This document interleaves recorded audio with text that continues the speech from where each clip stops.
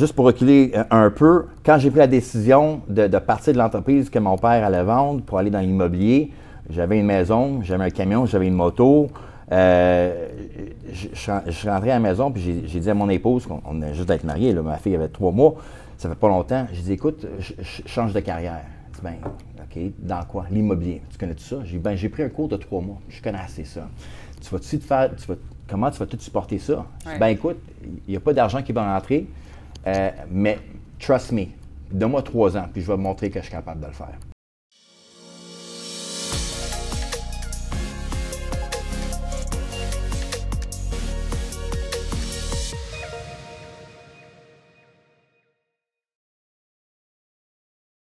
Bonjour à tous, ici Sophia Miliani, courtier immobilier chez PMML. Aujourd'hui, pour notre émission de Tout terrain, on reçoit un invité qu'on n'a pas vraiment besoin de vous présenter. C'est M. Mike Jagger, co-CEO de Roosefellow, qui est avec nous aujourd'hui. Un très gros développeur de terrain. On est très fiers de vous avoir avec nous, M. Jagger, aujourd'hui. Merci d'être avec nous. Merci beaucoup. C'est un grand plaisir d'être avec vous tous à PMML. Bien, merci. Mike, on peut-tu se tutoyer? Absolument. Super. On va avoir une émission fluide. On va pouvoir discuter. Aujourd'hui, Mike, je sais qu'on n'a pas vraiment besoin de présenter ni Mike Jagger ni Roosefellow au marché. Vous êtes connu comme un très grand acteur du marché, un très gros développeur connu à travers toute la province. Vous faites des projets à travers le pays aussi. Vous n'êtes pas uniquement au Québec. Vous êtes aussi à l'extérieur du Canada actuellement. Oui. Vous êtes en train d'expansionner vos actifs à travers l'Amérique un petit peu, je pense. Et on aimerait savoir, avant toute cette grosse histoire à succès et ce gros développement, Mike Jagger, c'est qui? Comment ça a commencé tout ça? Très bonne question. Alors, je suis fils d'un entrepreneur. Mon père, quand il avait 16 ans, il est parti de la Slovénie, en Europe, pour venir au Canada. Initialement, ce n'était pas le Canada. Lui, il voulait venir dans un pays qui était chaud. OK. Et quand il était en allemand, puis il a demandé au monsieur au port, tu sais, j'aimerais ça aller en Australie. Il dit, non, tu vas aller en Canada, il fait bien plus beau là-bas. Il ne connaissait pas ça. Parfait, c'est le mois de février. Il est arrivé au Canada, puis il faisait moins 16. Il dit, écoute, il fait froid, mais je vais m'essayer quand même. Puis il n'est jamais parti. Ouais. Il était venu ici, il était ébéniste, il était un butcher dans une épicerie. Puis il travaillait pour une usine, dans une usine où est-ce qu'il produisait les sacs de sport. Et à un moment donné, le propriétaire de l'usine qui produisait les sacs de sport, il dit, écoute, je vois la passion, tu souhaites-tu continuer avec moi, devenir un foreman? Il a resté. Il a lâché les 2 autres carrières, il est resté là. Foreman devenu gérant, vice-président devenu partner. À un moment donné, il a acheté les parts de son partenaire, puis il était devenu président de cette compagnie-là. Alors, moi, j'étais né dans une entreprise de production où est-ce qu'il y avait 200 employés qui produisaient les sacs de sport, les parasols, un peu de tout. La production québécoise. Mon père était très fier d'avoir des employés québécois. Puis, à travers ça, il y avait des bâtiments industriels. Et j'ai eu la passion de la fabrication, de la production québécoise, mais aussi des bâtiments. Parce que j'étais avec mon père en fin de semaine quand il faisait le tour de ses bâtisses, aller les voir, être sûr que tout fonctionnait bien. Et c'est de même un peu que j'ai eu le itch, le feeling d'aller dans l'immobilier. Mais évidemment, j'avais un besoin, je dirais, d'être là pour mon père. Alors je me suis dit, jamais j'irai dans l'immobilier, je vais toujours être dans la production de sacs de sport. À un moment donné, mon père a réalisé que la production québécoise, ça irait pas loin. Toute la production partait en Chine. Tous ses compétiteurs y allaient en Chine. Alors, il était vraiment le seul, puis les gens ne voulaient plus payer le prix des produits au Québec. À un moment donné, il m'appelait Junior, il dit « Junior, moi je pense que je vais avoir l'entreprise. Si tu la veux, tu peux la prendre. » J'espère, non, ça ne m'intéresse pas, je veux aller dans l'immobilier. C'est même que ça a commencé. J'ai pris mes cours à la Salle College, ici à Montréal, et j'ai commencé comme courtier immobilier chez CBRE. J'ai fait ça pendant 3 ans, puis durant ce temps-là, je me suis dit, comment je vais faire pour me distinguer des autres? Je suis jeune, je ne connaissais pas le marché. Quand ils m'ont donné mon secteur, qui était l'industriel, parce que c'est ça que je voulais faire, ils m'ont dit, ben, tu vas t'occuper de l'Est de Montréal. Je ne connaissais pas ça. L'Est, ça commence où? Ça finit où? Ben, ça commence à Boulevard-Saint-Laurent, puis continue vers l'Est. OK, parfait. Qu'est-ce que je vais faire? Alors, mon VP à ce temps-là, mon team leader, me disait, ben écoute, fais des cold calls, puis quand tu vas séduire des rencontres, je vais venir avec toi, puis je vais te montrer comment faire. OK. Alors, ce que je faisais, toutes les fins de semaine, ma fille avait 3 mois. Je viens juste de me marier un an. Donc, tu étais papa en même J'étais temps papa. de tout ça, là. Alors, juste pour reculer un peu, quand j'ai pris la décision de partir de l'entreprise que mon père allait vendre pour aller dans l'immobilier, j'avais une maison, j'avais un camion, j'avais une moto. Je suis rentré à la maison, puis j'ai dit à mon épouse, on venait juste d'être mariés, là, ma fille avait 3 mois, ça fait pas longtemps. J'ai dit, écoute, je change de carrière. Elle dit, ben, OK, dans quoi? L'immobilier. Tu connais tout ça? J'ai dit, ben, j'ai pris un cours de 3 mois. Je connais assez ça. Comment tu vas tout supporter ça? Je dis, ben, écoute, il n'y a pas d'argent qui va rentrer, mais trust me, donne-moi 3 ans, puis je vais te montrer que je suis capable de le faire. Pas de problème, j'ai confiance en toi, vas-y. On a vendu la maison, on a vendu les camions. On a déménagé dans le 1,5 de mes beaux-parents, dans le sous-sol du triplex, pour vraiment commencer, parce qu'on n'avait pas d'argent qui entrait. Et c'est même que j'ai commencé dans l'immobilier. Mais à cause que je n'avais pas d'argent, il fallait que je pousse. Je me suis dit, comment que je vais faire pour me distinguer? Toutes les fins de semaine, avec ma fille dans le car seat en arrière, je faisais le tour de tous les parcs industriels. Anjou, Montréal-Est, Montréal-Nord. Puis j'allais rue par rue, puis je prenais des notes. Bâtiment, cette adresse-là, c'est plus ou moins pied carré, je prenais des photos. Puis de lundi à vendredi, je faisais des cold calls. Puis après 2 ans, j'étais un je te dirais pas les meilleurs, mais un des top vendeurs d'espace industriel, la location, la vente, dans notre division à Montréal.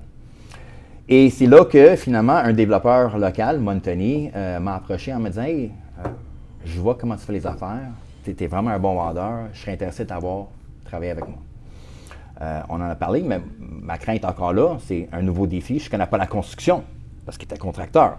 Ouais. Il dit « Correct, tant que tu sois bon vendeur, on peut t'apprendre la construction, c'est facile. » J'ai pris encore un leap of faith. Je dis « OK, je pars du broker, du courtier, puis je vais aller dans le développement immobilier. » C'est de même que j'ai commencé le développement immobilier. Puis au début, je faisais tout. Gestion immobilière, la location, je cherchais des terrains. Alors, j'ai vraiment appris de tout. Puis j'avais un très beau mentor avec M. Montoni. Il m'a appris vraiment tout. Il m'a pris comme son right-hand man. Et c'est là que j'ai vraiment eu le goût d'être développeur. Mais j'ai jamais pensé au début d'être à mon compte. Je dis, c'est le fun, je suis content avec ce que je suis.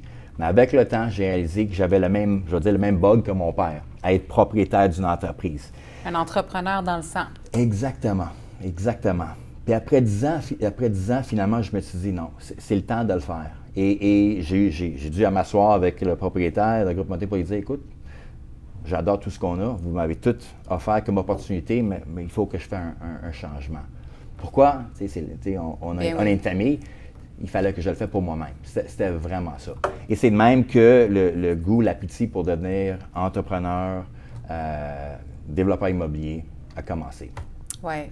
C'est une très belle histoire, Mike, parce que, en quelque part, ça a commencé avec l'immigration de tes parents. Absolument. Ça a commencé avec, en quelque part, ton père qui s'est perdu parce qu'il s'en allait vers un pays chaud, il s'est retrouvé dans un pays froid. Puis j'aime ce que j'entends parce que c'est aussi ton succès, c'est aussi le succès de ton père, c'est aussi le succès de tes parents, c'est aussi le cheminement de la Slovénie à l'Amérique, au Canada. Puis c'est comme un succès familial, en quelque part. Absolument. C'est une très belle histoire. Puis c'est le fun parce que tu as aussi eu la chance de pouvoir faire de tout. Avant de devenir un développeur comme tu es aujourd'hui, bien, tu as occupé pas mal tous les postes qu'on peut occuper dans le milieu immobilier. Tu es passé de courtier immobilier à développeur avec Montoni, à travailler avec de la location, de la gestion d'immeubles. C'est tellement important parce que je pense qu'aujourd'hui, un développeur immobilier a besoin de connaître toutes les facettes du métier. C'est important. Puis je pense que c'est dans tous les domaines. Quand tu veux être propriétaire d'une entreprise, il faut connaître chaque département pour que personne ne peut te dire comment que ça se fait. Et c'est ça que j'ai apprécié de l'opportunité que j'ai eue dans mon passé. C'est que vraiment, comme gestionnaire, comme gens de la location, acquisition de terrain, j'ai vraiment appris tous les différents aspects. Et en apprenant cela, j'ai su vraiment comprendre qu'est-ce que je voulais et qu'est-ce que je ne voulais pas faire. Et ce que je veux dire par cela, Groupe Montoni sont contracteurs et développeurs immobiliers. Oui. Quand j'ai commencé Rose Fellow avec mon partenaire Sam, puis je peux te raconter l'histoire, comment cet métier-là a commencé, mais j'ai su vraiment au début comprendre que je ne voulais pas être contracteur général. Je voulais être strictement développeur immobilier et travailler avec des contracteurs généraux pour vraiment être en mesure de choisir qui serait le meilleur pour chaque projet. Ce que je veux par cela, c'est que si on développe un projet résidentiel, ce pas tous les contracteurs qui sont bons dans le résidentiel. C'est vrai. Puis il y a des contracteurs qui sont bons dans l'industriel qui ne connaissent pas ça, puis vice-versa, qui font des bons tours, mais qui ne font pas du commercial. Alors, je voulais vraiment avoir les meilleurs gens autour de moi pour faire chaque projet. Et la manière qu'on a fait les choses un peu différentes, puis on le fait toujours aujourd'hui, c'est que quand on trouve un terrain, nous on regarde ça comme un canevas. On met une feuille blanche sur la table, ça c'est la localisation, et on invite nos architectes, nos ingénieurs, nos directeurs de construction et le contracteur général qu'on pense serait le meilleur pour le projet. On s'assoit autour de la table et on dit voici ce qu'on veut acheter, comment que vous voyez le projet. On a un budget de X. Je lance un chiffre, 110 $ le pied carré pour un projet de construction à cause des prix de terrain sont X pour arriver à un taux de loyer de 15 $ le pied carré net. Comment on peut construire le meilleur projet pour ce terrain-là pour arriver à ces taux de loyer-là? Ce qui nous aide en faisant cela, c'est qu'on travaille tous en équipe. L'architecte et le contracteur vont faire un concept qui travaille dans le budget. Ce que souvent plusieurs personnes font, ils vont demander à un architecte, voici un terrain, fais-moi un concept, un design. Un mois, 2 mois, 3 mois plus tard, quand ils vont avoir ce concept, ces plans-là, ils vont soumettre à leurs équipes d'estimation, recevoir un prix. Oh non, 20 % trop cher. Retourner au plan, retravailler les dessins. Ralentissement. Ralentissement, délai. Ce qui fait, on appelle le vendeur, « Ah, j'ai besoin d'une extension dans mon due diligence. » Ça ne fonctionne pas. On est agile. On est une compagnie qui est très jeune. Nous, tout ce qu'on a, c'est notre « is our word of mouth, is our promise ». Quand on s'assoit avec un vendeur et il dit ben, « Pourquoi toi? Pourquoi pas tes 4 autres compétiteurs? » Bien, tout ce qu'on a, c'est notre réputation. On va vous donner la main, on va vous dire on va closer en dans de 60 jours. C'est une promesse. Alors, on va tout faire pour arriver à ce point-là. Parce que Montréal, c'est un village, comme toutes les autres villes. Si tu ne respectes pas ce que tu dis, le monde y parle. C'est vrai. Puis ils vont dire « Rose Fellow, non, ils posent toujours, ils mettent des terrains sous contrat puis ils drop. Ou ils mettent des terrains sous contrat puis ils vont demander des extensions. » Mais si on fait juste de l'autre manière, qui est gagnant? Le vendeur est gagnant. Puis le courtier immobilier est gagnant aussi. Parce que le courtier, lui aussi, il doit, quand le vendeur veut demander, mais qui tu penses que je dois choisir? Quand il dit Rose Fellow, il met sa réputation sur la table aussi en disant, écoute, je pense que c'est eux les meilleurs pour closer le terrain. Définitivement. Puis ça, c'est un point tellement important que tu parles, Mike. Tu sais pourquoi? Parce que beaucoup de monde ne comprennent pas que quand on fait des transactions et qu'on doit faire des vérifications diligentes et qu'on doit imaginer un projet pendant la transaction, pendant la due diligence, ça met énormément de pression sur un vendeur. Absolument. Parce qu'il s'arrête, là. Il ne peut plus recevoir d'offres. La mise en vente de sa propriété est stagnée, est bloquée. Fait qu'il met toute sa confiance envers cet acheteur-là. Ça, c'est une chose. Mais il y a aussi la chose que le fait que tu travailles, tu fais arrimer, en fait, tous tes experts et tes professionnels en même temps, dès le départ. Quand tu fais ton start, c'est start pour tout le monde. Et pas, on fait travailler lui en premier, le projet revient, on fait retravailler lui. Ça, c'est des délais qui sont énormes, qui peuvent être économisés. Les délais, c'est du temps, mais c'est aussi de l'argent. Et c'est du double travail que tu évites à tes professionnels. Donc, tu es capable de faire plusieurs deals en même temps, avancer plus vite. Puis au final, tout le monde est gagnant. Tes vendeurs, tes clients, puis même ton futur acquéreur ou ton futur locataire qui va occuper le site. Parce qu'au lieu de faire un projet en 3 ans, bien, tu vas peut-être être capable de l'économiser en 1 an et demi ou 2 et tu vas être en mesure déjà de mettre tes locataires en place. Ça, c'est tellement important, surtout dans le marché actuel, puis surtout dans le marché industriel où est-ce qu'on est en train de voir une forte demande. Le marché industriel, comme tu le sais, il a atteint un pic en 2023 et aujourd'hui, tu as fait une très, très belle acquisition sur la Rive-Nord en 2023, une des plus grosses acquisitions de la Rive-Nord que tu as faites en industriel. Et tu le sais très bien, on a un manque actuellement de terrain industriel et on a un manque de sites industriels. Donc, c'est sûr et certain qu'un développeur qui est capable de travailler comme toi rapidement et qui est capable de comprendre toutes les statistiques du marché et les paramètres, surtout de les maîtriser, ça donne des meilleurs résultats. Absolument. Ça donne des meilleurs résultats puis ça donne des belles transactions. Mais moi, ce que j'aimerais aussi savoir, puis je pense que tout le monde voudrait savoir comment Rose Fellow a commencé, Mike. Il y a une histoire en arrière de ça, puis je pense que c'est une histoire d'amitié. Puis on aimerait tous savoir, déjà, le nom Rose Fellow, pourquoi il a été choisi? C'est une histoire intéressante. Sam, mon partenaire d'affaires aujourd'hui, Sam Soumas, et moi, nous étions compétiteurs. OK. Sam était chez Broccolini pendant 11 ans et moi, j'étais chez Montagny pendant 10 ans. Quand je dis la compétition, c'est la compétition directe. Parce que ces deux entreprises-là étaient les plus gros pendant longtemps. Quand il y avait des appels d'offres, que ce soit Amazon, ABB, n'importe quelle grosse organisation qui était appelée, les deux. Montagnier. Et on se croisait tout le temps. Un sortait d'une salle de conférence et l'autre rentrait. Puis je le voyais tout le temps, Sam. Puis c'était mon ennemi. J'étais son ennemi. Mais avec un peu de temps et la maturité, on a appris à respecter les pertes qu'on avait chacune. Ce que je veux dire par cela, si je ne gagnais pas un mandat, je lançais un nom, ABB, je le textais Sam. Hey Sam, je n'ai pas eu le mandat, je sais que tu l'as eu, félicitations. J'ai travaillé fort pour ce mandat-là, alors je sais comment fort toi tu as travaillé pour l'avoir. Good job. Même chose. Et Sam et moi, on a le même âge. Je suis un peu plus vieux, 3 ans plus vieux que lui. Mais nos épouses ont presque le même âge. Nos enfants, on en a 2 chacune, ont presque le même âge. Alors, il y a une synergie. À un moment donné, ces appels, ces textos sont devenus « Hey, on devrait aller prendre un petit drink, on va-tu luncher? » Et c'était vraiment juste shoot the shit, excuse le terme, on ne parlait pas de business. Et à un moment donné, « Hey, tu veux sortir? On va aller avec nos épouses, on va aller souper. Ouais. » Il y avait une amitié là aussi. Nos enfants aussi, ils étaient amis. Alors, à un moment donné, je ne sais pas si c'était un verre de vin de trop, mais ma femme me disait, hey, je vois vraiment la synergie. Vous êtes tellement différents, mais je vois une synergie. Pourquoi vous ne travaillez pas ensemble? Haha, good joke, ça passe. Mais 2 ans plus tard, on s'est dit, hey, je pense qu'on devrait s'essayer. Puis il y en a plusieurs qui ne savent pas, mais Sam, quand il a quitté Brooklyn, il a pris du temps à lui-même, mais à un moment donné, il était venu travailler avec moi chez Montagnier. Pas pour partir à notre compte, pour vraiment travailler ensemble. Et ça a duré peut-être, je pense que c'était 6 mois ou 9 mois. On a pris la bonne décision de travailler ensemble. Mais c'était de travailler pour quelqu'un d'autre que je pense que c'est là qu'on a réalisé que ce n'était pas peut-être la meilleure décision. Et c'est là qu'à un moment donné, je suis rentré au bureau et j'ai dit, Sam, je suis rendu au point que je veux partir à mon compte. C'est toujours in the back of my mind. Je veux être entrepreneur, je veux le faire. Puis il dit, mais Mike, je suis venu travailler ici pour travailler avec toi, pas pour l'entreprise. J'adore l'entreprise, mais je suis venu pour travailler avec toi, pour créer une équipe. Il dit, ben, as-tu besoin d'un partenaire? Je dis, Sam, j'ai même pas pensé à ça. Tu veux-tu être partenaire? Il dit, absolument.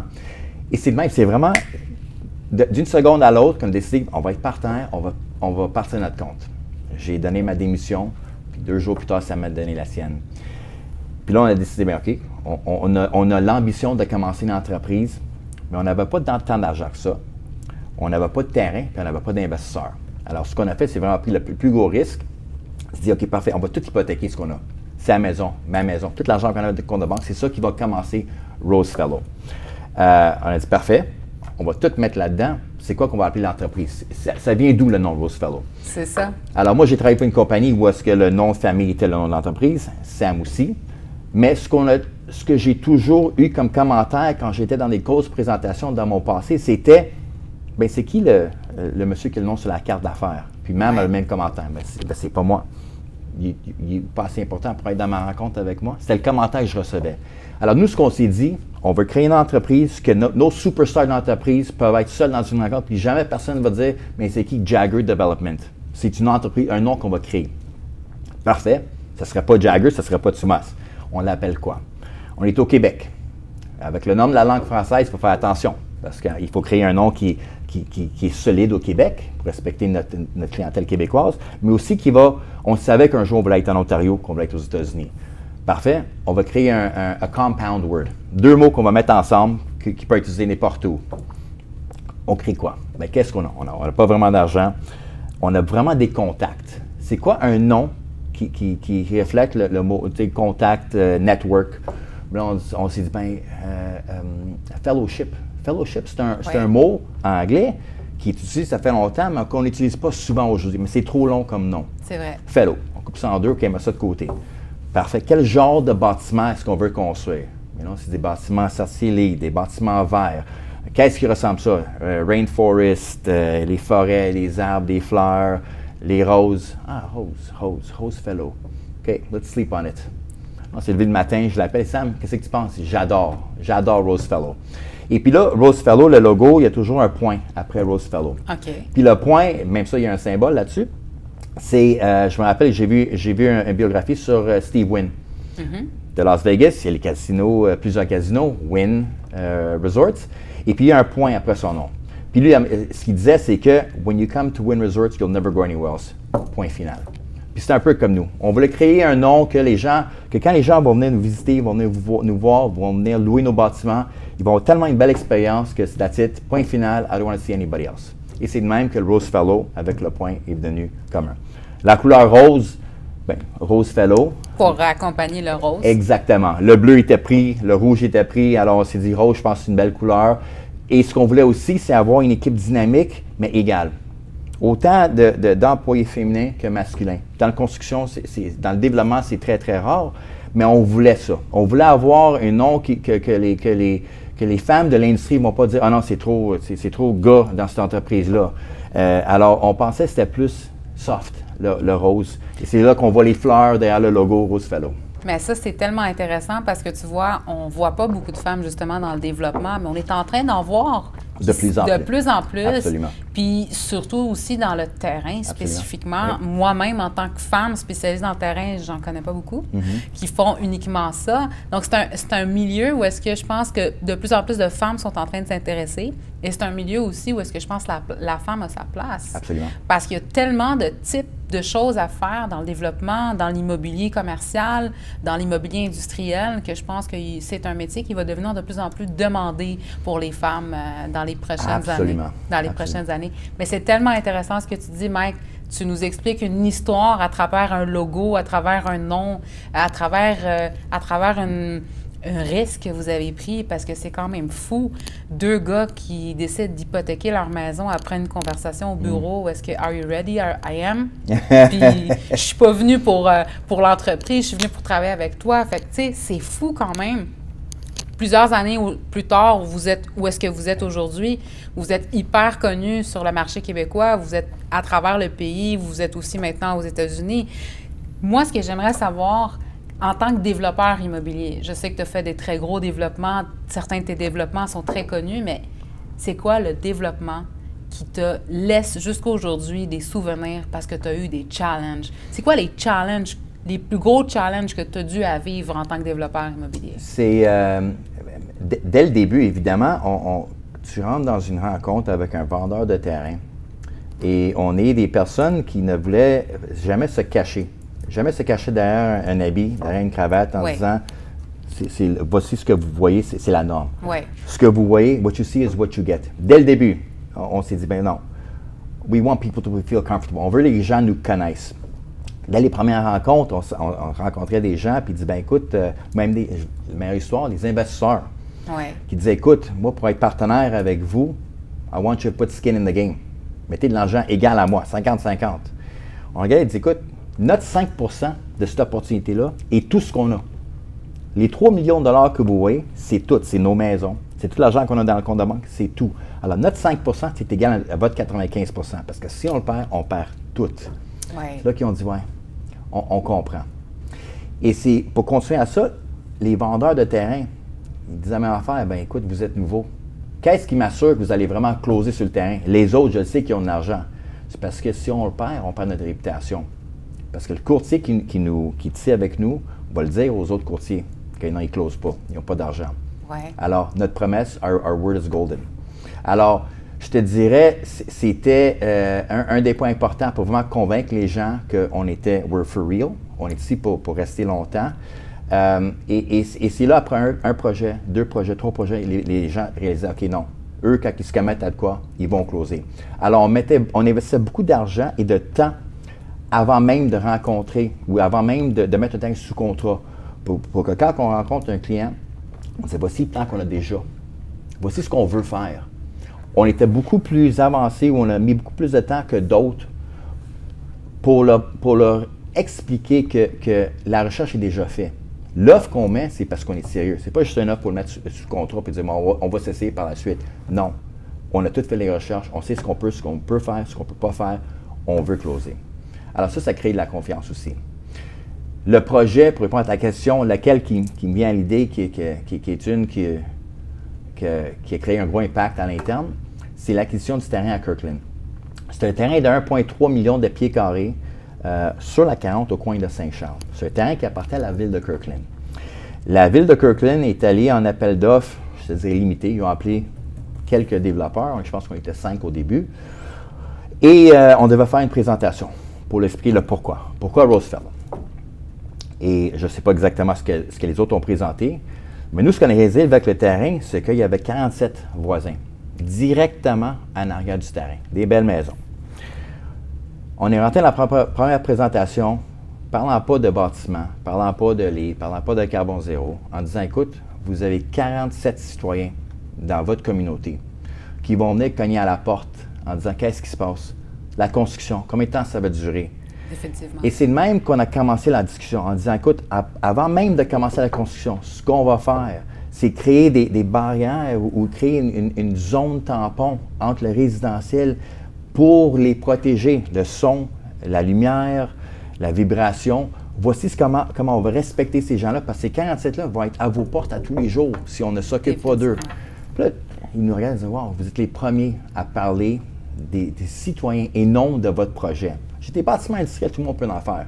Oui, on va le faire LEED, oui, on va le faire carbone zéro, ça va être quelque chose de beau, ça va être de classe, mais c'est pas là. Le nerf de la guerre, c'est les citoyens. Comment on va être sûr de les garder en collaboration. Puis de ne pas aussi faire tomber la valeur des maisons des citoyens parce que ces gens-là ont mis de l'argent pour habiter là. Absolument. Et c'est de même que ça a commencé. Finalement, après plusieurs rencontres, ils ont dit, écoute, vous allez gagner le mandat parce que les prix étaient tous similaires. Il fallait vraiment avoir quelque chose de différent à présenter. Et c'était la différence. Avant même de commencer les projets de construction, on est allé porte à porte avec des cartes Tim Hortons, avec une carte pour leur expliquer exactement le projet, la cédule, en disant, voici, prenez un café, quand vous avez la chance de passer par nos projets. Des petites affaires comme ça qui aidaient au projet. Il n'y a pas eu une plainte à la ville. Mais il y avait d'autres projets de construction à Kirkland qui se réalisaient, puis il y en avait plusieurs plaintes. C'est juste garder tout le monde conscient de ce qui se passe. La vie n'est jamais parfaite, mais si on ne travaille pas en silo, si on est open book, même avec les gens qui ne font même pas partie d'un projet, c'est même qu'un projet se réalise facilement, sans de problématiques. Puis j'aime ce que tu dis, Mike, parce qu'en réalité, tu es là pour faire de la business, mais tu es là pour faire de la business qui est bonne pour tout le monde. Tu veux des win-win, tu veux des gagnants-gagnants partout. Parce qu'au final, si toi, tu gagnes, tu veux que les autres aussi gagnent. Absolument. Puis ce qui est important en tant qu'entrepreneur, qu'on soit développeur, qu'on soit investisseur, qu'on soit dans un autre domaine complètement, qu'importe le produit qu'on va vendre ou qu'on va livrer, il y a du monde alentour. Puis on va impacter des vies. Absolument. Puis on veut toujours garder une belle réputation pour pouvoir grandir, mais on veut toujours garder une belle relation, surtout. Absolument. Parce que ces gens-là habitent en arrière de ton projet. Demain, ce gars-là qui habite la maison en arrière va peut-être devenir un locataire de ton business, va peut-être ouvrir son commerce. Moi, en tant que courtier, j'ai eu énormément de transactions où est-ce que c'est un gars du quartier qui achète.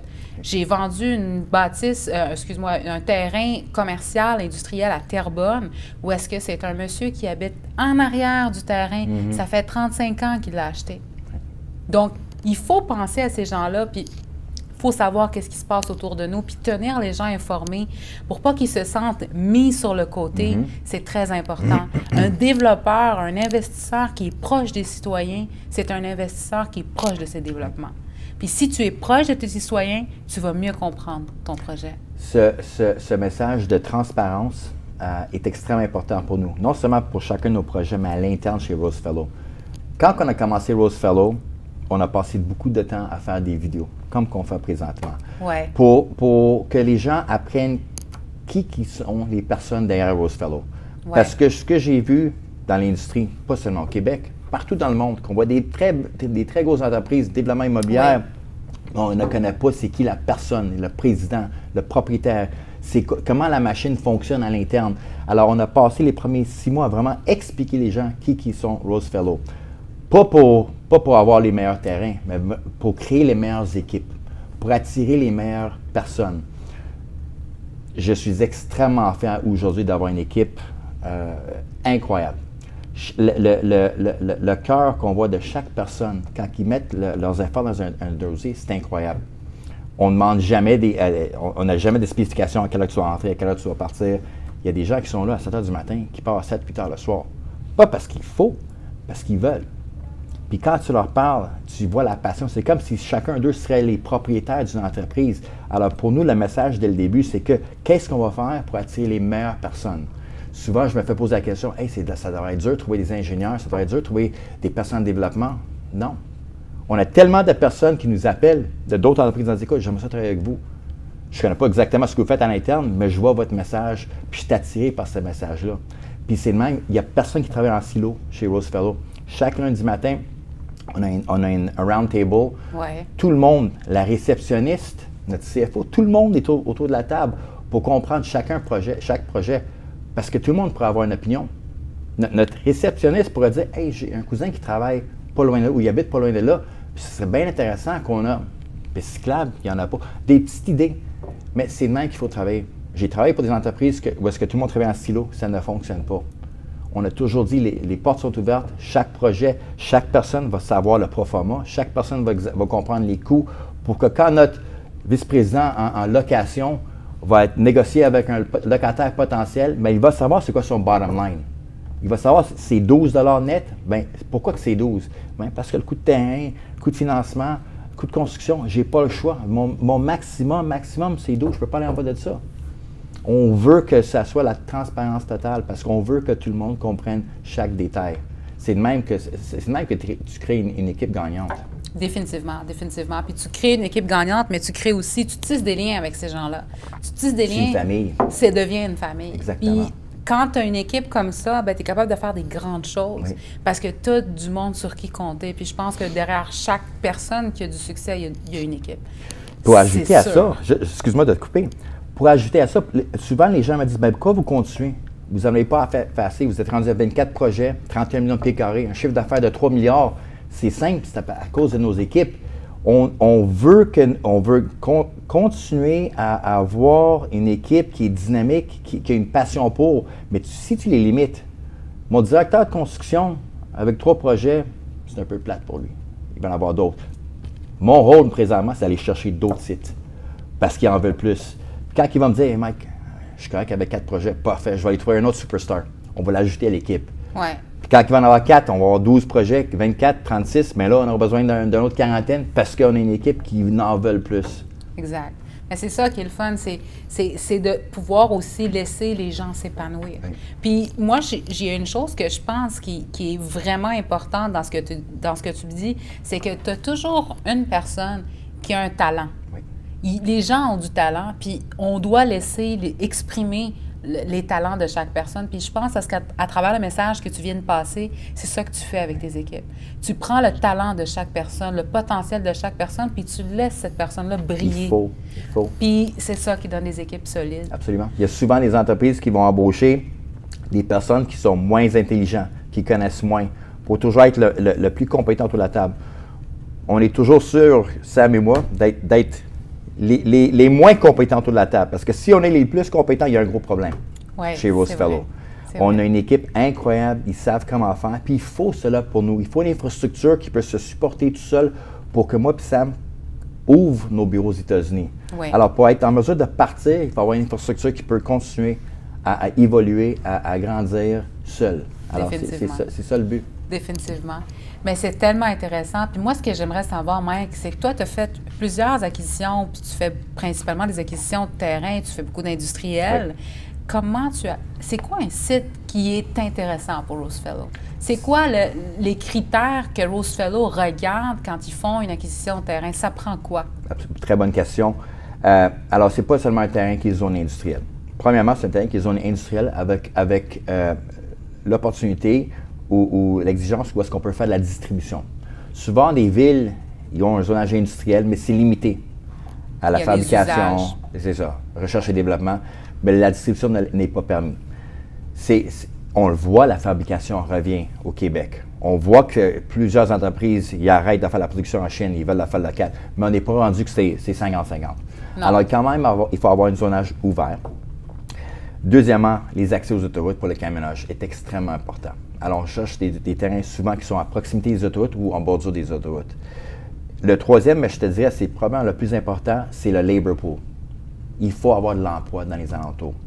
C'est tellement dur aujourd'hui de trouver des La gens, main-d'œuvre. la main-d'œuvre, de trouver des gens qui veulent travailler. Mais il n'y a personne qui veut conduire 40 minutes pour se trouver un site. Alors, des terrains qui sont en bordure des borders des États-Unis et Canada, où c'est des beaux sites pas chers, mais quand tu n'as pas assez d'employés, tu peux avoir une belle bâtisse que tu peux louer à 5 $ net. Si tu n'as pas d'emploi, c'est un gros problème. Alors, la main-d'œuvre est extrêmement importante. Alors, avoir ça à proximité. Et aussi, l'autre aspect, puis les gens, ils ne pensent pas souvent. Ils vont trouver un site qui a la main-d'œuvre, les accès aux autoroutes, ça coche toutes les boîtes. Mais tu travailles dans une ville où est-ce qu'une ville n'est pas pro-business. Et il y a du red tape, c'est long, c'est difficile. On a travaillé dans quelques genres de villes comme ça, on ne va pas les nommer. On ne va jamais y travailler. On ne va jamais trouver un site. Je ne peux pas trouver un site qui est parfait. Si dans certaines villes, on ne l'achète pas à cause des nuisances avec ceux qui travaillent dans ces villes-là. Quand c'est trop compliqué, on ne veut pas faire affaire avec. C'est normal parce que vous avez aussi des échéanciers. Oui. Puis il faut aussi parler de ça parce que ça, c'est la réalité du développeur.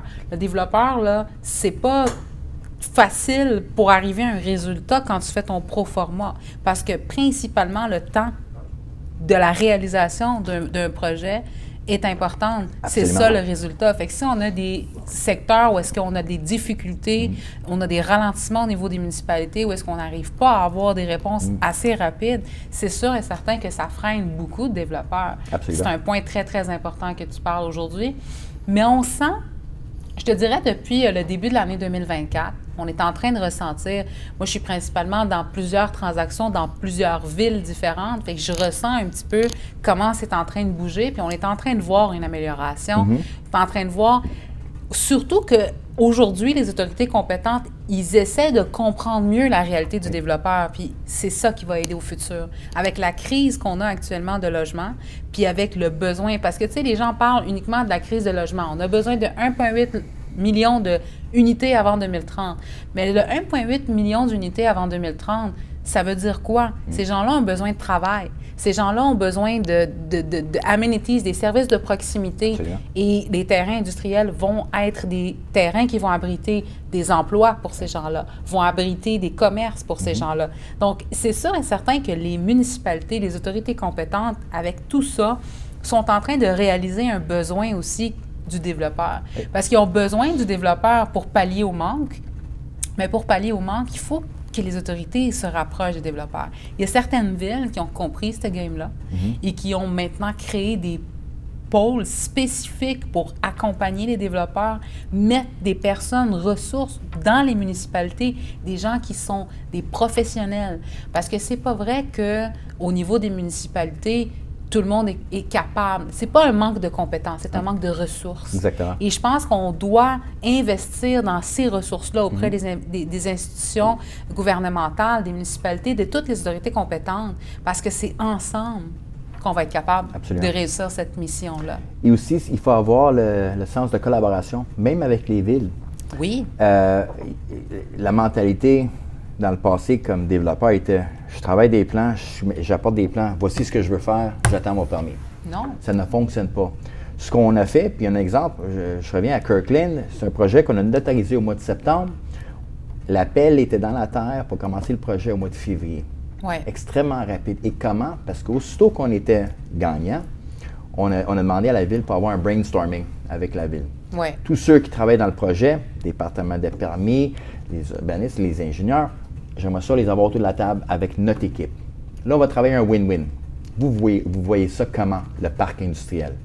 Vous donnez votre opinion. Nous, on voit ça comme ça. C'est quoi le simple milieu? Même les finitions de produits qu'on utilise sur un bâtiment, souvent des villes aujourd'hui, ils vont demander du precast. C'est des panneaux en béton. Parfait. Moi, je veux construire des bâtiments qui sont carbone zéro, écologiquement viables. Des panneaux precast, c'est des panneaux en béton. Ouais. Des usines de béton, ça cause beaucoup de pollution. Alors, aussitôt que tu expliques ça à une ville en disant que oui, c'est beau du precast, on adore ça tous, mais comprenez, ça vient d'où? La problématique avec ça par rapport à l'environnement. OK, oui, on voit ça. Qu'est-ce que vous suggérez? Bien, il y a des panneaux isolés qui sont très, très bons, très bonne qualité, très beaux. Voici des exemples. OK, oui, parfait. On fait une petite modification dans le zonage. Bien, cette modification, me sauve des sous par rapport au produit que j'utilise, mais donne les bénéfices à la ville d'avoir aussi un certificat carbone zéro, un projet qui est bon pour l'environnement, pour nous, pour eux, c'est gagnant pour tout le monde. Ouais. C'est de même qu'il faut des fois travailler à la place de pousser des plans sur une ville, c'est de collaborer avec une ville. Voici ce qu'on peut faire, voici ce qu'on ne peut pas faire. C'est quoi le simple milieu pour arriver à quelque chose qui est intéressant pour tout le monde? Définitivement, définitivement.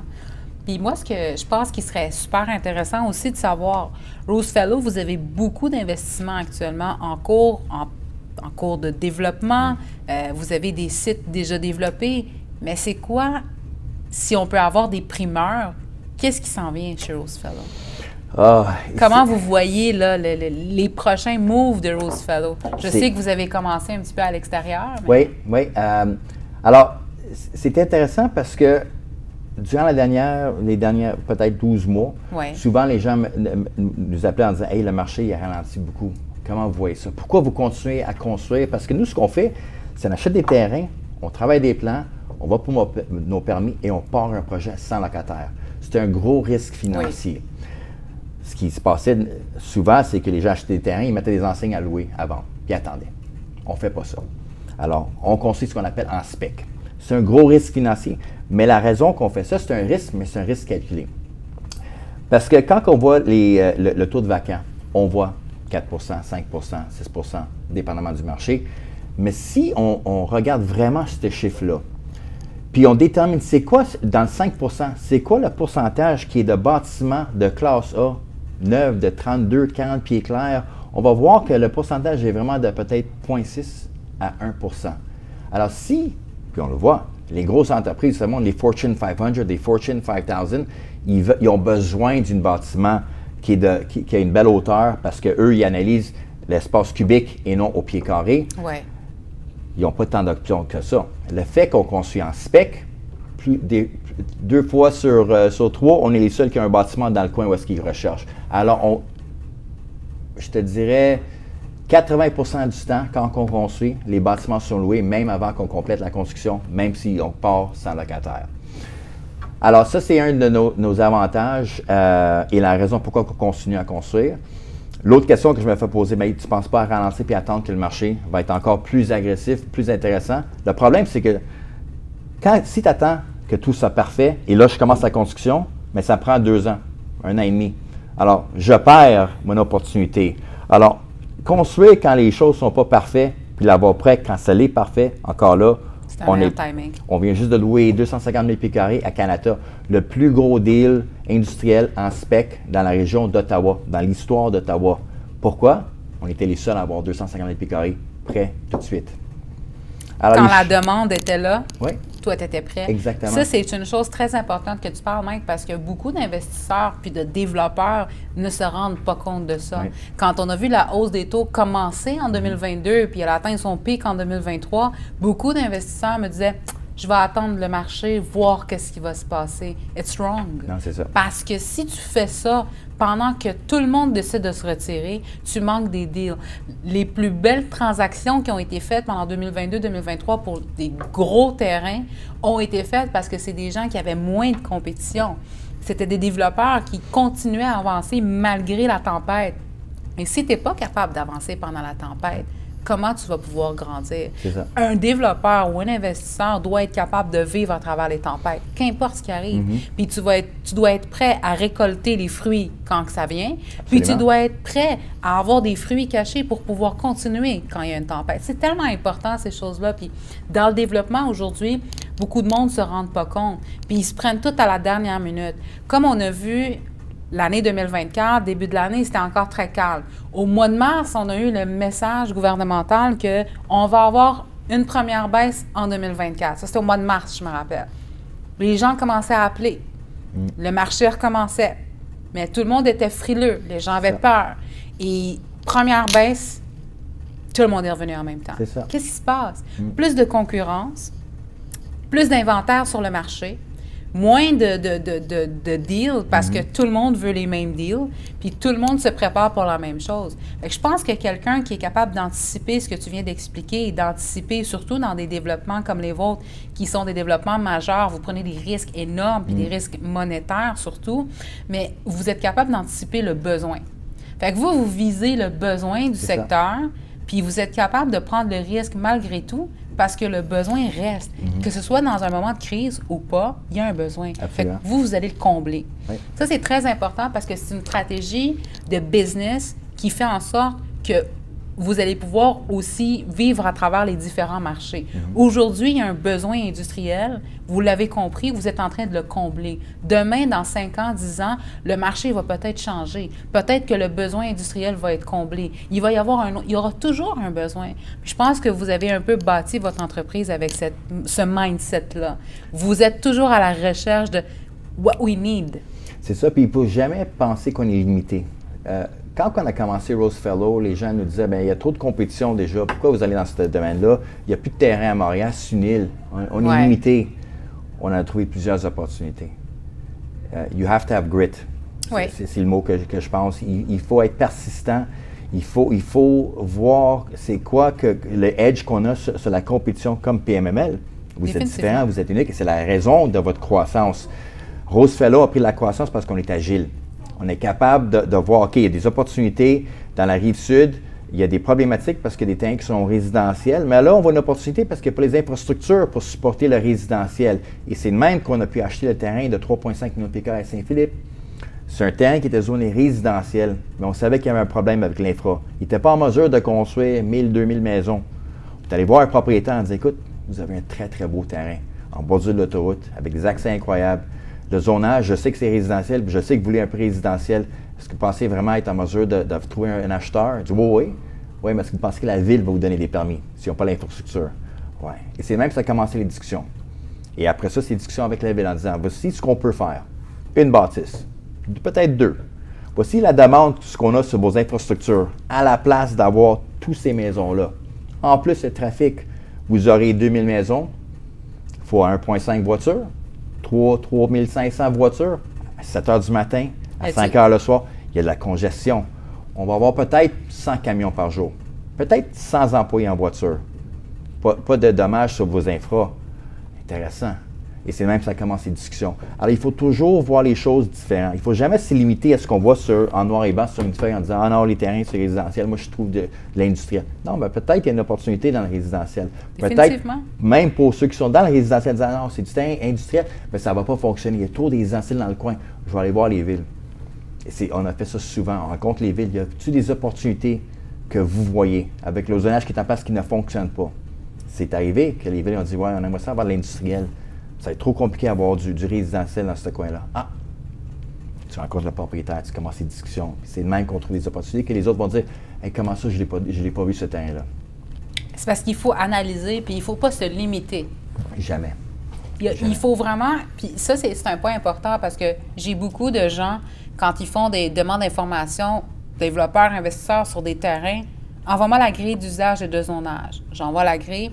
Ah, I'm not interested. Yeah, c'est ça. C'est pas la grille qui va te dicter le futur du terrain.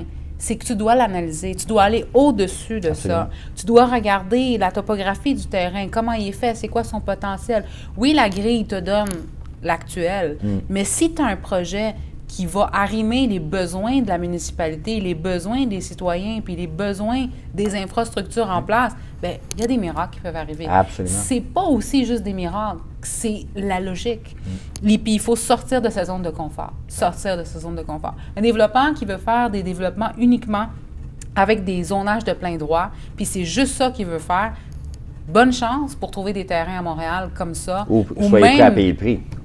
Puis soit prête à payer le prix, mais juste en trouver sur l'île de Montréal, c'est difficile. Très difficile. Fait que tu vas devoir sortir en 2e, 3e, 4e couronne pour commencer à en avoir. Et puis, on est en train de voir même un manque dans ces 2e, 3e couronnes. Donc, c'est sûr et certain que tout ça, c'est très important. Sortir de sa zone de confort, être prêt à imaginer plus loin que qu'est-ce qu'on voit sur papier. Puis voir aussi, justement, comme on parlait tantôt, ton équipe, tu as des professionnels avec toi qui sont là pour te donner un avis d'expert de qu'est-ce qui peut arriver, être à l'affût de tout ce qui se passe. Puis moi, ce que j'aimerais savoir aussi, c'est quoi les prochains projets de Rose Fellow? Qu'est-ce qui s'en vient pour les prochains projets que vous avez déjà peut-être mis en place ou que vous avez l'intention de faire? Alors, merci pour la question. On va annoncer un projet très bientôt avec un très, très gros locataire qui a commencé à Québec. Il est à l'international présentement, de 900 000 pieds carrés dans la rive sud. Alors, on est très fiers de ça. On va l'annoncer très, très bientôt. Aussi, notre premier projet à Toronto va être érigé sous peu. Et des nouvelles très intéressantes pour nous, on ouvre nos premiers bureaux en Floride pour commencer Rose Fellow US. Ce ne sera pas seulement des projets en Floride, nos bureaux vont être en Floride, mais les projets vont être partout aux États-Unis. On va commencer avec 2 projets et même genre de principe qu'à Québec, en spec. Alors, du 200-300 000 pieds carrés, sans locataire, risque financier. Et aussitôt qu'on les loue, là, on partira 2 autres, 4, 8, 10. On pense que on aura le même résultat ou réponse du marché qu'on a à Québec et en Ontario. On est très excités à cela, mais pour être en mesure de faire cela, c'est parce qu'on est une équipe qui est fiable, une équipe qu'on a beaucoup de confiance avec, une infrastructure impressionnante à Québec. Excellent, mais c'est tellement incroyable d'entendre ça qu'une compagnie qui est partie au Québec est en train de maintenant faire des développements à travers le pays, mais qui se lance déjà aussi aux États-Unis. Je pense que c'est une histoire à succès. Mike, c'est très inspirant. Puis je pense que beaucoup de développeurs qui sont en train de commencer ou qui sont à mi-chemin ou qui ont peut-être toujours eu l'envie de rester très stable devraient écouter cette histoire à succès et comprendre comment, quand on ne se limite pas, on peut grandir, on peut avancer. Si je pourrais ajouter une dernière chose, souvent, je reçois des appels de jeunes qui sont à l'école ou même des personnes qui sont comptables ou avocats qui veulent partir à leur compte. Ils disent « Ouais, Mike, je ne suis pas dans la même situation que toi. J'ai une hypothèque, j'ai des enfants. » C'est vrai. Tout le monde a des besoins qui doivent répondre à leur famille. J'en avais aussi. J'avais une hypothèque. J'avais une épouse avec un enfant de 3 mois. Mais il faut être sûr, si tu crois en quelque chose, prendre le risque, c'est important. Parce que tu peux être un comptable dans une entreprise, puis si cette entreprise-là est vendue, après 20 ans, le nouveau propriétaire peut dire « J'ai plus besoin de toi, merci beaucoup ». C'est vrai. Alors, don't be scared of taking the risk. Don't be scared of the volume. Si tu as un projet, tu y crois, tu peux être nouveau dans l'entreprise. Notre premier projet, c'est un projet de 100 millions de dollars. Les gens nous disent on est fous, mais c'est un projet multirésidentiel, locatif. C'était 100 millions. Oui, c'était extrême comme valeur, mais le temps qu'il fallait dédier à ce projet-là, c'était le même temps qu'on a investi dans un duplex ou un fourplex avec les villes. La seule différence, c'était le genre d'investisseur. À la place de trouver un investisseur de famille, on est allé trouver un investisseur qui avait les pouvoirs. Et encore là, avec les taux de marché qui étaient très, très solides, on était capable d'aller chercher 90 % de financement. Alors, on a tout mis dans ce premier projet-là. Mais encore là, on n'avait pas peur de la grandeur du projet parce qu'on s'est dit, c'est correct, que ce soit 100 millions ou que ce soit 10 millions, on va investir le même montant de temps. La seule chose qui change, c'est le genre d'investisseur qu'il faut mettre dedans. Don't be scared.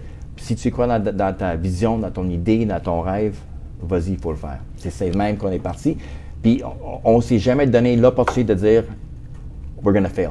On va tout mettre notre temps, notre cœur là-dedans, puis c'est sûr que ça va être un succès. C'est un peu l'histoire de Rose Fellow. Mais c'est tellement vrai ce que tu dis, Mike, puis j'adore ça, parce que moi, j'ai toujours dit, quand on croit, croire, c'est pouvoir.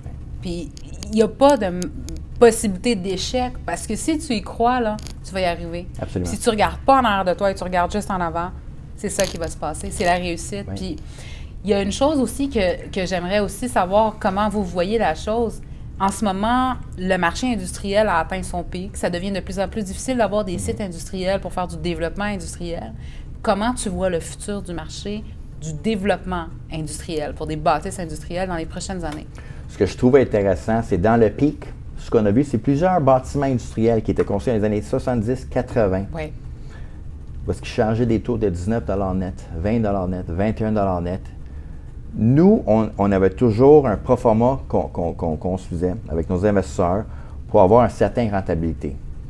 Si tu regardes les taux de loyer qu'on a loués, nos bâtisses classe A, 42, 40 pieds clairs, on était dans les 13, 14, 15 $ le pied carré. On était toujours moins cher, même que sur les bâtiments qui étaient plus vieux. Alors, encore aujourd'hui, nos taux de loyer sont en bas de la moyenne, pas de la nouvelle construction. Parce qu'on ne veut pas avoir le taux le meilleur sur un bâtiment. On veut en louer plusieurs. C'est un roulement. Alors, pour nous, pour Rose Fellow, pour les genres de bâtiments qu'on fait, au taux qu'on les loue, on est très confiant que ça va continuer. Et c'est à cause de ça qu'on a encore 4,5 millions de PKI en construction l'année prochaine. Wow. Parce qu'on est confiant que ça va continuer à se louer. On est confiant que la demande va toujours être là pour des bâtiments de qualité. Ça, c'est important, des bâtiments de qualité, parce qu'on est en train de voir aussi que certains bâtiments, surtout dans l'industriel, qui ont été bâtis dans les années 60, 70, 80, ont mal vieilli. Oui. Puis aujourd'hui, ça cause énormément de problèmes, soit pour les améliorer ou même les redévelopper. On est obligé de recommencer à zéro. Donc, un développeur qui est capable de penser à un immeuble non seulement qui est durable, qui va bien vieillir, mais qui va être là pour longtemps. Absolument. Parce que si tu bâtis, Mike, aujourd'hui, tu ne bâtis pas pour 20 ans, pour le besoin actuel. Puis ça, c'est très important parce que j'ai beaucoup de développeurs qui font des fois cette petite erreur. C'est qu'ils analysent un projet, ils analysent un terrain en remplissant un besoin actuel C'est un uniquement. gros problème de faire ça, absolument. Et ils ne voient pas le futur. Moi, je pense que, surtout quand tu es développeur, investisseur plus ou moins, mais développeur, c'est toi le main qui commence à donner une destination à un site. So, il faut que tu penses à aujourd'hui, mais il faut que tu penses à dans 30 ans puis dans 40 ans, qu'est-ce qui va se passer.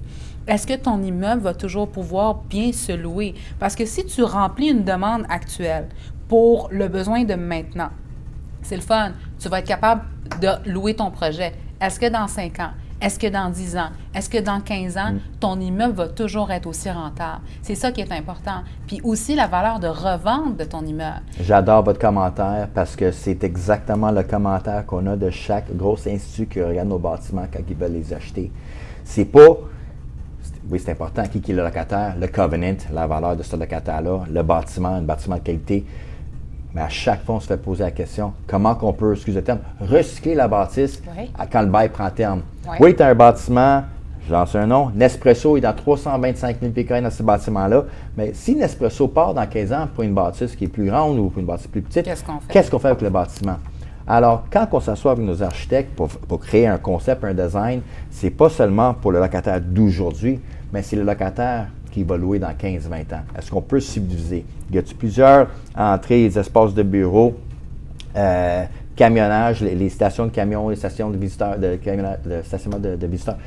Tout ça doit être pris en considération parce que c'est extrêmement important, pas seulement pour nous, mais comme vous l'avez dit, pour les acheteurs potentiels, les investisseurs et pour le futur du projet. Définitivement, puis même aussi pour pouvoir aussi continuer à pouvoir avoir les meilleurs avantages de financement. Absolument. Parce que ça aussi, c'est un impact que les gens oublient des fois. Ils vont remplir les cases dans leur proforma pour les besoins actuels, les revenus qu'ils veulent atteindre pour leur objectif. Ils ne pensent pas à demain, dans 10 ans, 15 ans, 20 ans, mais admettons qu'ils ont pensé à 5, 10, 15 ans. Tout fonctionne. Il faut penser aussi à chaque fois que je vais refinancer, c'est quoi qui s'en vient dans les resserrements des normes des institutions financières? Quelles seront les prochaines exigences? On voit que les banques prennent de moins en moins de risques aujourd'hui. On voit que les banques ont beaucoup plus d'exigences aujourd'hui pour faire des financements et pour faire des emprunts. Donc, si on est capable de prendre toute la technicalité de ces choses-là et de pouvoir se préparer en avance, on va avoir un immeuble, un produit qui va avoir du succès pendant très longtemps. Absolument. Et qui va pouvoir être rentable très longtemps. Rentable pour vous aujourd'hui, rentable pour l'acheteur dans 20 ans, 25 ans. Et ça, c'est une chose qu'on a beaucoup vu sur l'île de Montréal, où est-ce qu'on est en train de voir énormément de redéveloppement actuellement.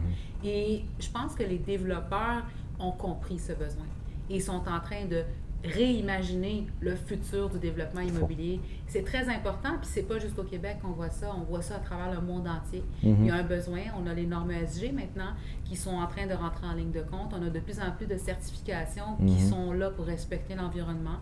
L'humain, je pense, a compris qu'aujourd'hui, il faut qu'on bâtisse pour dans 100 ans. Dans le temps, les gens ne pensaient pas à ça, ils pensaient à demain, après-demain, c'est prêt, c'est bon, je peux l'utiliser. Aujourd'hui, on a toute une autre façon de voir l'immobilier, la construction et le développement. Et c'est une chose qui est très, très importante. Il y a aussi ça, mais il y a aussi une autre chose, c'est la technologie. Puis ça, c'est ma prochaine question. Comment tu vois la technologie? Parce que les dernières années, il y a eu tellement d'avancées technologiques dans le marché. Il y a eu beaucoup surtout avec le lancement de l'intelligence artificielle, il y a beaucoup de questions qui se posent. Est-ce que Rose Fellow a déjà commencé à intégrer l'intelligence artificielle au sein d'entreprise, ou est-ce que vous avez l'intention d'intégrer quelque chose comme ça? Je te dirais les deux. Premièrement, par rapport aux locataires, on le voit déjà, comment la technologie a un pouvoir important. On pense à l'automatisation d'un bâtiment. Une entreprise qui va investir dans l'automatisation, habituellement, va investir plus d'argent dans la bâtisse que la bâtisse elle-même. Oui.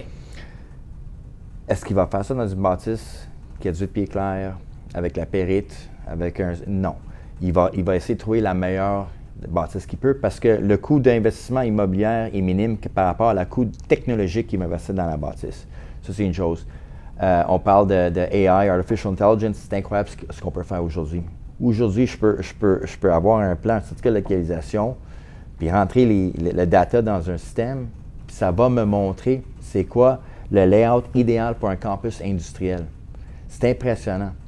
C'est impressionnant, mais aussi on a peur, parce qu'on a peur, les gens qui vont à l'école, les architectes de ce monde aujourd'hui, est-ce que, c'est quoi le besoin? Mais c'est sûr et certain qu'on a toujours besoin du touch humain pour comprendre c'est quoi que les gens veulent. C'est pas juste de maximiser une superficie. On l'a dit tout à l'heure, il faut penser à tout le monde dans un projet. Un bâtiment industriel, oui, c'est l'emploi, c'est la production, c'est la distribution, mais il y a des personnes qui travaillent à l'intérieur. Qu'est-ce qu'on peut faire pour améliorer leur environnement? On se fait poser la question souvent par des employeurs en disant, écoute, oui, il y a votre site, il y a un autre site. C'est quoi que votre site apporte à mes employés? Ah bien, regardez les espaces communs. Regardez les parcs qu'on construit entre les bâtiments industriels pour avoir une zone de relaxation entre les shifts, où ce qu'ils peuvent sortir. C'est pas juste de l'emploi, 9 à 5, puis on sort, on s'en va à la maison. C'est ça qu'il faut regarder.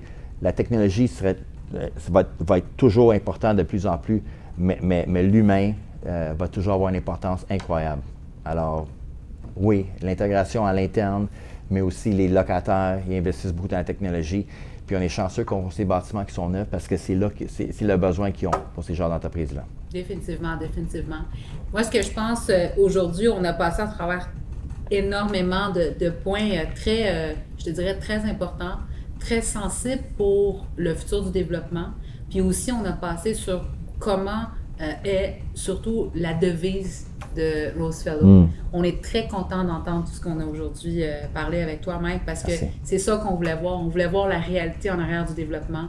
En arrière de tous ces gros bâtiments industriels, il y a des humains, il y a des gens, il y a des émotions, il y a des familles, il y a des histoires. Et je pense que c'est ça le plus important en arrière de chaque gros développeur. Puis c'est ce qu'on voulait savoir aujourd'hui avec toi. Puis notre dernière question, ça va être, c'est quoi le conseil que tu pourrais donner à tout développeur qui se lance dans le marché? Dans n'importe quelle entreprise, fais-le pas pour l'argent, fais-le pour la passion. Parce que si le goal ultime, c'est seulement le retour sur investissement, ce serait un flop total. Nous, on a commencé avec l'idée de faire les choses différentes, de travailler en collaboration avec tout le monde, de créer une équipe incroyable. C'est comme le terme manifestation, de voir ce qui vient dans le futur. Excuse-moi, je ne connais pas le terme français, mais c'est juste ça que je faisais au début. C'est comme si je voyais le genre d'équipe que je voulais avoir. Même il y a 10 ans avant de commencer ma propre entreprise, j'ai toujours vu dans ma tête que j'aurais un partenaire qui serait un meilleur ami à moi. Je ne sais pas pourquoi. Puis là, fast forward, Sam, c'est un meilleur ami, on se voit en fin de semaine, on travaille ensemble. Je pense qu'il faut avoir la vision de ce que tu veux faire parce que tu as le cœur à ça. Pas le faire pour l'argent. Money will come. Money will come. Aujourd'hui, chaque dollar qu'on fait, on le remet dans l'entreprise pour investir plus de terrain, pour acheter d'autres projets. C'est là qu'on voit ce qui nous rend heureux. Avoir une nouvelle voiture, avoir une nouvelle montre, c'est le fun, mais c'est pas ça qui crée de la joie. Voir mes enfants qui sont fiers de leur papa, voir mes employés qui rentrent au bureau avec un sourire, être en mesure de sortir un jeudi soir avec toute notre équipe au complet parce qu'on est tous des amis. Ça, c'est vraiment la joie que j'ai. Puis alors, la suggestion que j'aurais pour tout le monde, c'est faire ce que tu veux, ce que tu as à cœur. Si tu es un avocat, mais tu veux être un chef, bien, trouve une manière de rentrer dans ce domaine-là, le faire. Parce que travailler, faire de quoi de 9 à 5, puis pas avoir une passion à ce que tu fais, c'est misérable comme vie. On a seulement une vie. Il faut faire tout ce que tu veux faire dans la vie, il faut le faire. Moi, ma plus grosse peur que j'ai, c'est d'être couché dans un lit à 75 ans et dire « j'aurais dû faire ça ». Parce que j'ai une amie qui est décédée jeune, puis je me rappelle quand j'étais le voir avant qu'elle décédée, il dit « j'aurais dû faire ce que tu as fait. Puis j'ai dit, quoi? Qu'est-ce que j'ai fait? Tu as pris un risque. Tu fais ce que tu veux dans la vie. J'ai jamais fait ça. Ça m'a touché. Puis quand je rencontre des jeunes à l'école pour faire des présentations, je dis, écoute, si c'est l'immobilier, continue dans l'immobilier. Si c'est pas ça, fais ce que tu as comme passion.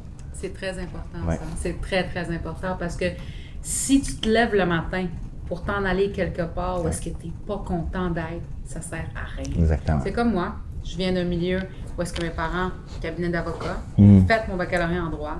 J'ai pas fait ça. Mais c'est ça. J'adore le droit, mais j'aime pas le métier qui va avec. C'est le message que je dis à mes enfants. Je dis, vous allez à l'école, c'est important. L'école, puis Sam me l'a dit ça une fois. Tu sais, le meilleur exemple, ce que je donne à mes enfants, où je dis, ben papa, pourquoi je devrais aller à l'école? Tu n'as pas été à l'université. Je dis, oui, non, parce que l'université, c'est comme ton passeport.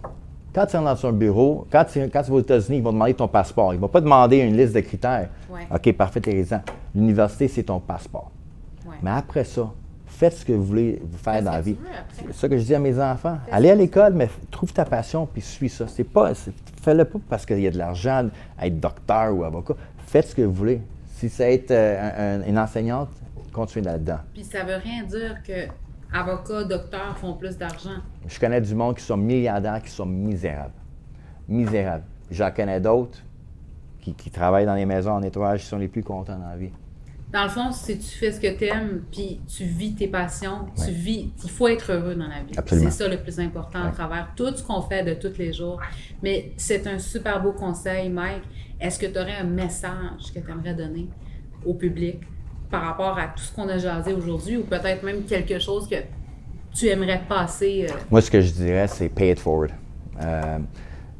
Si vous avez du succès dans ce que vous faites, aidez quelqu'un d'autre. Ouais. Moi, j'ai eu des personnes dans ma vie qui nous ont aidés au début, des investisseurs qui ont cru dans nous. On n'avait vraiment rien. On a investi tout ce qu'on avait comme argent, on a hypothéqué nos maisons. Des investisseurs qui ont pris des risques en disant « Ouais, vous avez de l'expérience, mais à votre compte, vous êtes nouveau. On va prendre un risque, on va investir avec nous. » On fait la même chose aujourd'hui. On investit dans d'autres. On donne pour des organisations. C'est important de redonner à la communauté, de penser comment tu peux aider la prochaine personne. Alors, ma suggestion, c'est si tu peux, aide. C'est pas nécessairement des millions de dollars. Ça peut être tout simple qu'acheter quelqu'un un café qui en a besoin parce qu'il est dans les rues, puis quelque chose que tu peux faire, c'est n'importe quoi. C'est le geste qui compte. Exactement. Merci, Mike Jagger, d'avoir été avec nous aujourd'hui. On est très contents de t'avoir. Merci. Et on te souhaite un bon retour puis un bon succès aux États-Unis. Merci beaucoup. On est très fiers de ça. On a hâte de voir les enseignes de Rose Fellow en Floride. Merci beaucoup. Merci. Merci à vous tous.